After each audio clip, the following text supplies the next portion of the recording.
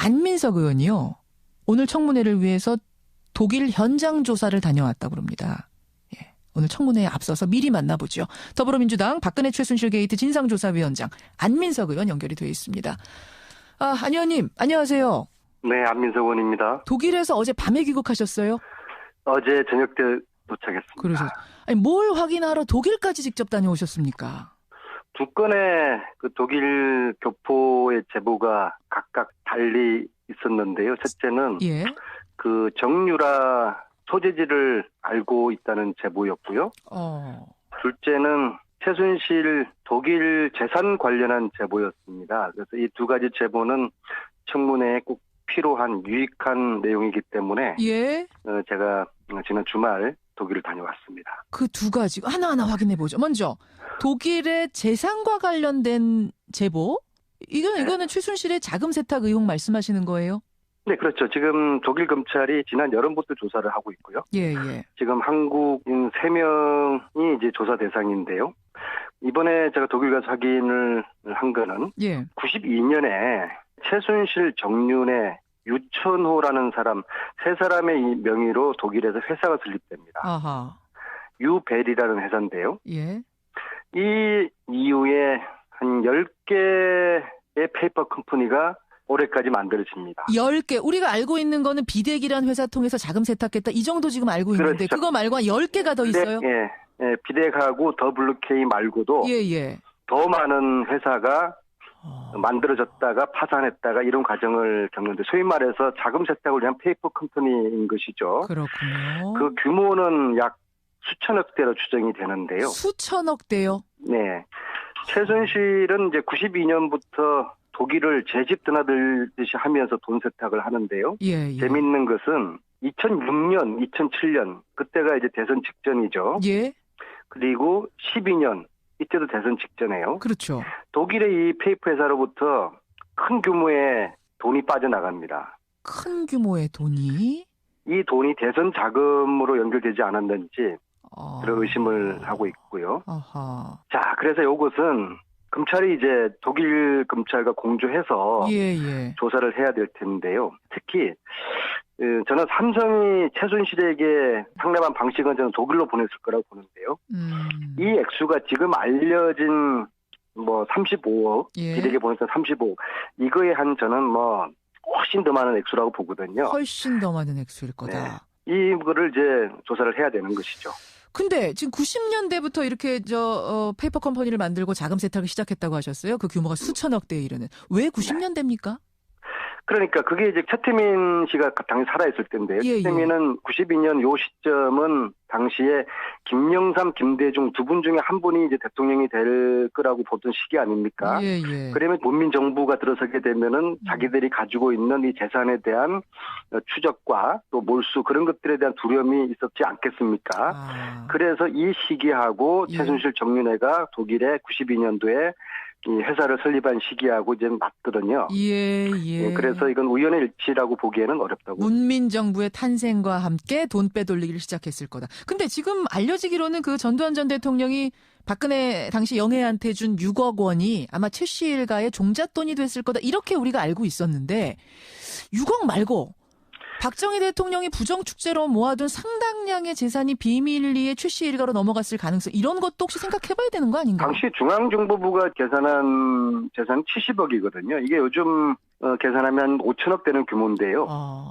저는 이제 이런 돈들을 국내에 재워둬 있다가 92년부터 당시에 최태민이의 지시로 독일의 페이퍼 컴퍼니가 세워지는 이런 일들이 시작됐을 거라고 보고요. 저는 굳이 꼭 독일만 이렇게 했느냐. 그 현재 요좀 내용을 아는 어느 분에 의하면은 벨기에 이야기도 하시는데요. 벨기에도 아무튼 있다. 이 최 씨 일가의 재산을 몰수하지 않으면은 언젠가 또다시 10년, 20년 아니면 50년 후에 이러한 또 국가적인 엄청난 일이 또다시 반복될 수 있는 것이거든요. 그들은 재산이 있는 한은 부활하고 재기하려고 할 것입니다. 근데 이제 문제는 검찰이 전혀 의지가 없어요. 지금 특검도 수사 대상에 최순실이 해외로 빼돌린 불법 재산은 지금 대상이 아니거든요. 최태민과 관련된 부분은 들여다보겠다고는 했는데요. 근데 구체적으로 이것을 재산, 불법 재산, 해외 불법 재산 이게 지금 포함이 돼야 되는데요. 최순실이 독일을 포함해서 외국으로 불법 유출한 돈을 특검 수사 대상에 포함되지 않으면 이건 안고 없는 찐빵이 되는 거죠. 그렇게 되는군요. 그리고 독일 검찰은 이미 한국 검찰에 한국에서 협력 요청하면은 얼마든지 자기들 자료들 제공해주고 같이 공조하겠다라고 이야기했는데 아직까지 한국 검찰은 여기에 대해서 아무런 답이 없어요. 그래요. 사실 굉장히 중요한 부분입니다. 최 씨 일가가 이렇게 부정하게 모아둔 돈이 수천억 대에 이른다면 이걸 몰수하지 않는다면 그 사람들 잠깐 감옥에 들어갔다가 나오는 정도로는 국민들이 이거 용납할 수 없거든요. 제 말이요. 나와가지고 떵떵거리고 또 잘 살면 이걸 어떻게 국민들이 보겠습니까? 그럼요. 근데 이제 대한민국 지금 현재 검찰은 사실은 우병우 검찰로 국민들이 의심하지 않습니까? 그래서 특검은 두고 봐야 되겠지만 그래도 국민들이 기대를 하고 있으니까 이 부분을 특검에서 반드시 최순실의 해외 도피 재산을 포함시켜야 되는 것이죠. 오늘 열리는 청문회 청문위원 안민석 의원 지금 만나고 있는데 그 한 가지가 큰 제보였고 또 한 가지는 최순실 씨의 딸 정유라. 도대체 정유라가 어디 있느냐. 정유라 증인으로 좀 나와야 될 텐데 할 얘기 많을 텐데 못 찾았어요 지금까지는. 발견하셨습니까? 찾았습니다. 찾으셨어요? 네. 제가 어젯밤 기사까지도 못 찾으셨다는 기사를 그냥 돌아오셨다는 기사를 봤는데 찾으셨어요? 네, 찾았습니다. 어디서 찾으셨어요? 어디 있던가요? 그걸 밝힐 수는 없죠. 왜냐하면 제가 소재지를 밝히는 순간 또다시 다른 장소로 옮기게 될 테니까는요. 저희들이 이 작업은 전 세계 동포들하고 유학생들하고 작업을 같이 하는 거거든요. 한 번에 텍사스 사막에 숨어있는 간호장교 조대희도 찾아냈지 않습니까? 그러셨어요. 전 세계 우리 교민들과 유학생들이 없는 곳이 없어요. 그래서 이 소재지를 파악을 했고, 그래서 지금 저희 함께 이 일을 도와주는 교포들하고 유학생들이 소위 말하는 뻗치기를 지금 하고 있어요. 계속 집 앞에서 지금 기다리고 있군요. 근데 제가 이걸 검찰이 하루속히 정유라를 피해자 신분으로 만들어야지 체포를 가능한 것이죠. 그게 가능하죠. 참고인은 지금 나와도 되고 안 나와도 되는 게 참고인이 증인이니까. 네, 그래서 이 방송을 듣는 검찰 특검에서는 박영수 특검께서는 정유라는 두 가지 면에서 지금 범죄자 아닙니까? 하나는 일의 부정 입시의 당사자예요. 그렇죠. 그죠? 당연히 당사자가 있어야지 수사를 할 것이고. 물론이죠. 둘째는 정유라가 독일에서 집을 산 30억 그것이 이 상속세를 제대로 냈을까요? 외환관리법 위반되지 않을까요? 충분하게 혐의가 있는 것이죠. 그래서 이 정유라를 범죄 피의자로 만들면은 체포가 가능한 것이죠. 그러면은 소재 파악한 것을 내일이라도 알려줄 수가 있고요. 지금 그러니까 정유라의 집 앞에 그 교포들이 우리 유학생들이 이른바 뻗치기 계속 지금 잠복을 하고 있는 거고. 네, 이분들 지금 학교도 가야 되고 사업도 해야 되는 분들이신데 이 시간이 이렇게 길어지면은 이게 참 굉장히 피곤한 일이죠. 그래서 특검에서 빨리 그 피해자 신분을 정유라를 만들어서 지금 소재가 파악된 정유라를 체포할 수 있도록 해야 되고, 저는 박근혜 최순실에게는 정유라가 영린이거든요. 지금 현재 이 두 사람이 버티고 있지만은 그들의 영린인 정유라가 체포되거나 구속되는 순간 무너지거든요. 제일 약한 입을 열게 될 겁니다. 그래서 정유라가 이 모든 게이트에 핵심이고 영린에 해당되는 것이기 때문에. 근데 문제는 이 정유라에 대한 소재 파악을 아직도 검찰이 할 생각을 하지 않고 있어요. 그래요. 이해가 되지 않는 거 아닙니까? 이러니까 우병우 검찰로 국민들이 의심하고요. 도대체 국민을 위한 검찰이 맞습니까?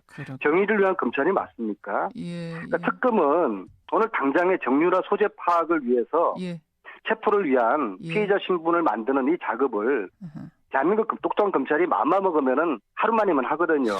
그렇게 지금 교포들과 국회의원이 아무 수사권도 없이도 찾았는데 어떻게 집에 있던가요? 가정집에? 그것은 밝히기 곤란합니다.